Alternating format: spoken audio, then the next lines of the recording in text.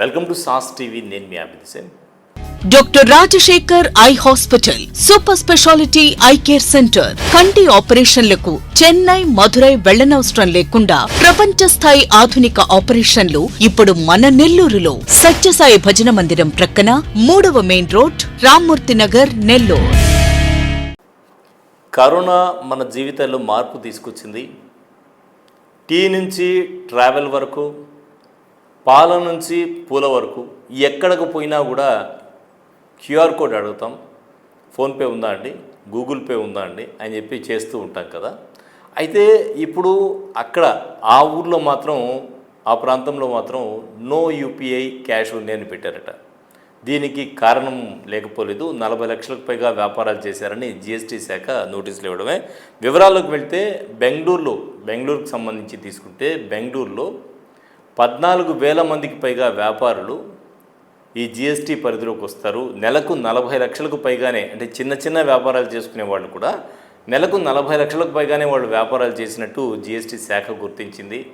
GST శాఖ 5,000 మందికి నోటీసులు మొదటి విడతగా జారీ చేయడం జరిగింది. సో ఈ 5,000 మందికి జారీ చేయగానే వెంటనే మిగతా వాళ్ళందరూ ఏం చేశారంటే, ఈ యూపీఐ క్యూఆర్ కోడ్స్ ఉండడం వల్ల కదా ఇదంతా జరిగింది, దీన్ని తీసేద్దాము అని చెప్పి దాన్ని అంతా తీసేసి బయట బోర్డులు పెట్టేశారు. క్యూఆర్ కోడ్స్ పక్కన పెట్టి నో యూపీఐ క్యాష్ ఓన్లీ అని.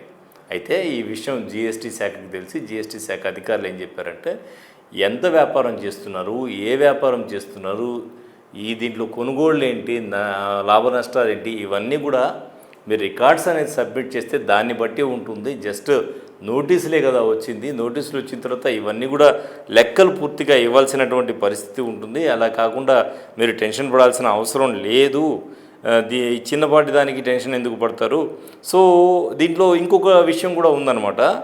జీఎస్టీ శాఖ తెలిసినటువంటి విషయంలో ఏంటంటే, 2 కోట్లకు పైగా 150 మంది ఈ లావాదేవీలు చేస్తున్నారు. ఎందుకంటే యూపీఐలో ట్రాన్సాక్షన్ లిస్ట్ వచ్చేస్తుంది కదా దానివల్ల. అలాగే 80 లక్షలు స్వీకరించిన వారు 900 మంది ఉన్నారట. దీంతో ఇక్కడ టెన్షన్ వాతావరణం మొదలైంది. అయితే వ్యాపార స్వభావం, పన్ను చెల్లింపులు, వసూలు వివరాలు, వీటన్నిటి మీద స్పష్టత ఇవ్వాల్సి ఉంటుంది.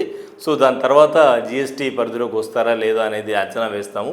టెన్షన్ పడాల్సిన అవసరం లేదు అని వాళ్ళకైతే కొంత ఊరట కలిగించారు.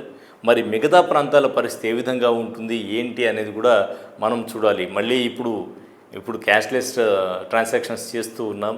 మరి దీని మీద వ్యాపారులు మళ్ళీ స్పందన ఎలా ఉంటుంది ఏంటి, జీఎస్టీ శాఖ తదనంతర పరిణామాలు ఎలా ఉంటాయి, జీఎస్టీ శాఖ ఏం చేస్తుంది అనేది కూడా మనం వేచి చూడాల్సినటువంటి పరిస్థితి అయితే ఉంటుంది. చూద్దాం ఏం జరుగుతుందో.